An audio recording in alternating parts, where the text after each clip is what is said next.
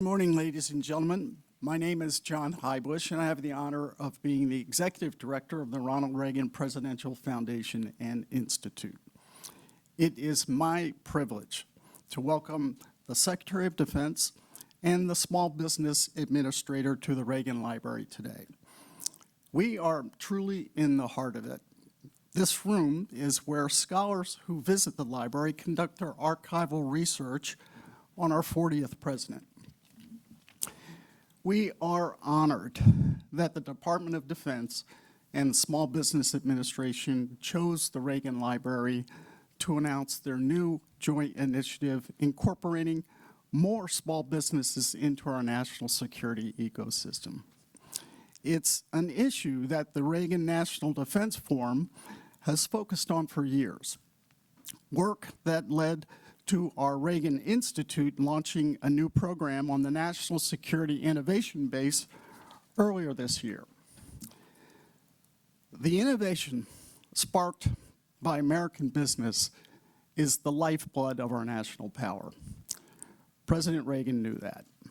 He put it aptly when he said, I quote, "Small business is the gateway to opportunity for those who want a piece of the American dream." I am confident that thanks to initiatives like this, the spirit of the American entrepreneur will help keep America safe and prosperous. Thank you, Secretary Austin and Administrator Guzman, for choosing the Reagan National Defense Forum to launch this critical endeavor. It is now my distinct pleasure to ask Administrator Guzman to say a few words.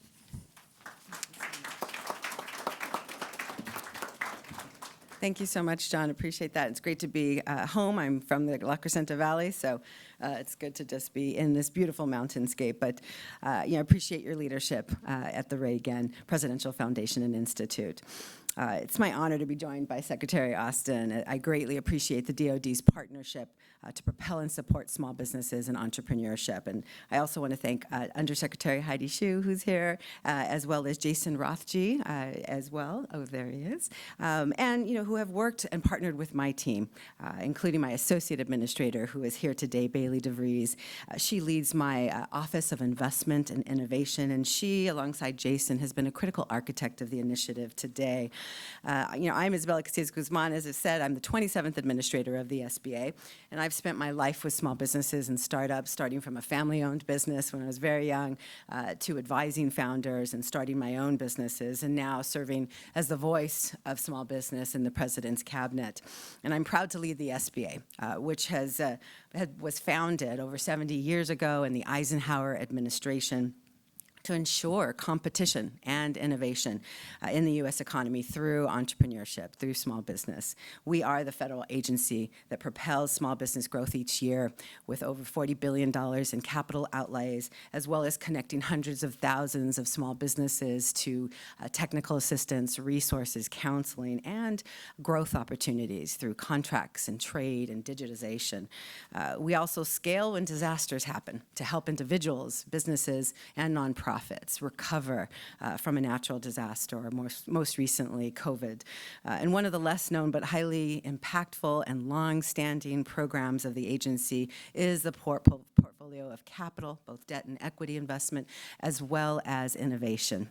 We power, for example, the 11-agency Small Business Innovation Research, or SBIR program, that provides about $4 billion in non-dilutive capital annually to seed, as well as commercialize technology and scientific advancement.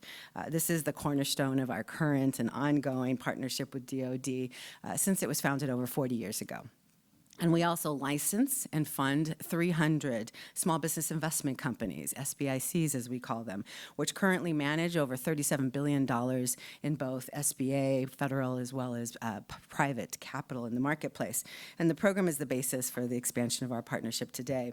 Our SBIC program was created 65 years ago to fill what the Federal Reserve identified as a market gap. And this is leveraging federal and private capital to crowd investment into early stage companies so that they can scale and succeed in the marketplace. And over the decades, the SBIC program has continuously delivered on SBA's mission with investments that helped incubate and propel some of our most beloved brands and businesses in the world, including some of the first movers, Apple, Tesla, Intel, and many others. And it has powered the start, the scale, and success of critical technology verticals as well, such as semiconductors, which of course are at the heart of our nation's economic and military strength today. And under the Biden-Harris administration, we intend to do more to strengthen this program, to propel innovation and production in this country. We know from experience that some of the biggest gaps in private investment do appear in capital-intensive industries with those long development timelines. And which is why the SBA is transforming the SBIC program, as it's known, so that it can incentivize that patient capital, which is necessary in R&D, heavy industries, including the defense industry. And we've proposed a new government-guaranteed financial instrument. In addition to our traditional debenture SBIC investment, we are going to implement this new instrument, which is an accrual SBIC, which basically is going to align with the cash flow needs of these industries that have long durations on frontier, cutting-edge technology. We know it's needed. And the federal government has provided a springboard like this many times in the past, delivering in capital and research funding to launch transformative innovation generation after generation. So today, I am proud to begin a new groundbreaking chapter of our long-standing partnership with the Department of Defense.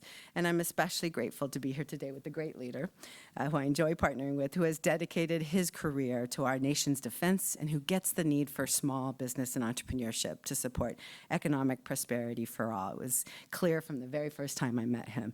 He has a 4-decade-long career in the Army with leadership and distinguished honors. You all know his incredible distinguished career, but as well as valuable experience in private sector governance. And I would love you to welcome a leader with a giant impact in the President's cabinet as well. Thank you so much, Secretary Lloyd Austin.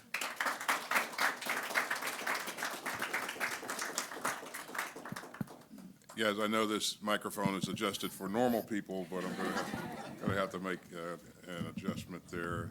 And Isabel, thanks so much for that very kind introduction. Good morning, everybody, and welcome. It's great to see 3 of my undersecretaries joining us today.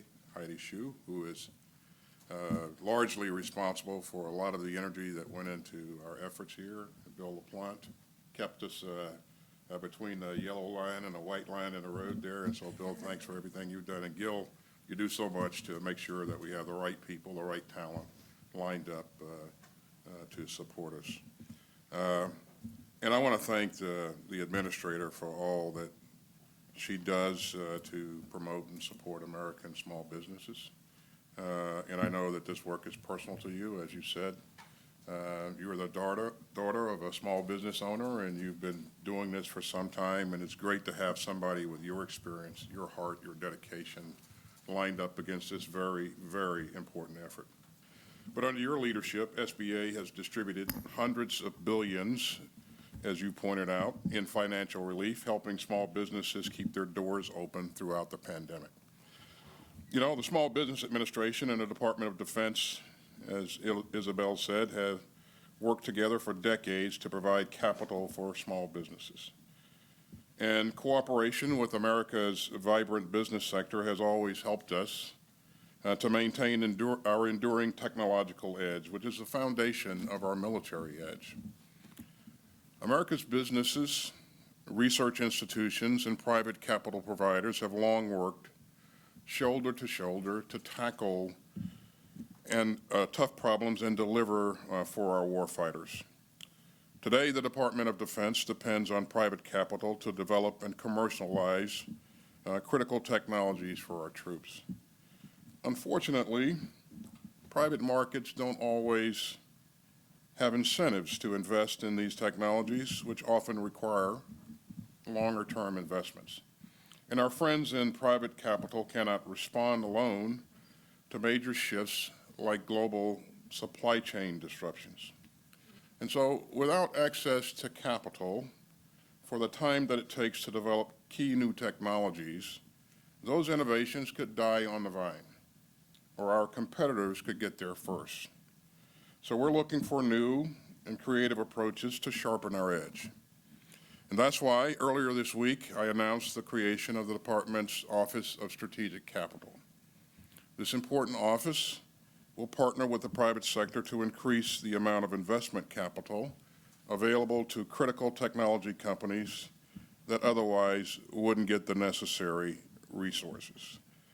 And so I'm delighted that OSC's first official activity will be a partnership with the Small Business Administration.